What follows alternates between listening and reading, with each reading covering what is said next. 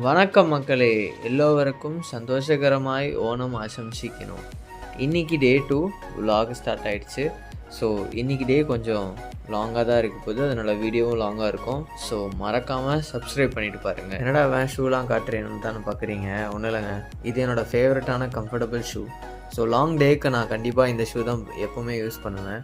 So உங்கள் எல்லாேருக்கும் ஒரு வணக்கத்தை போட்டுட்டு இன்றைக்கி டேவே ஸ்டார்ட் பண்ணலான்னு ஆஃபீஸ் ரீச் ஆயாச்சுங்க.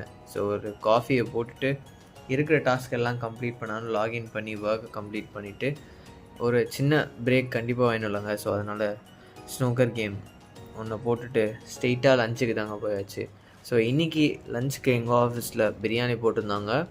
ஸோ அதை டீமாக உட்காந்து எல்லோரும் சாப்பிட்டுட்டு இருக்கிற டாஸ்க்லாம் கம்ப்ளீட் பண்ணிவிட்டு ஒரு சின்ன டேபிள் டென்னிஸ் கேமும் போட்டு இன்றைக்கி ஓணம் அப்படின்றதுனால பெத்லஹேம் குடும்ப யூனிட் படத்துக்கு நான் டிக்கெட் புக் பண்ணியிருந்தேன். ஸோ அது 7:30 ஷோன்றதுனால ஈவினிங் ஃப்ரெண்ட்ஸோட சிட்சாட் போட்டு ஸ்ட்ரெயிட்டாக படத்துக்கு போயாச்சுங்க.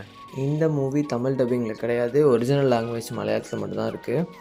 இந்த மூவி எதை பேஸ் பண்ணின்னு பார்த்தீங்கன்னா ஒரு ஏஜ் டிஃப்ரென்ஸ் கேப்புக்கான லவ் ஸ்டோரி தாங்க. ஸோ இந்த மூவி நீங்கள் எங்கேயோ ஆல்ரெடி நம்ம தமிழ் சினிமாவில் இப்போ ரீசெண்டாக பார்த்த மாதிரி உங்களுக்கு தோணும். அது என்ன படம்னு தோணுச்சுன்னா மறக்காமல் கமெண்ட்ஸ் பண்ணுங்கள்.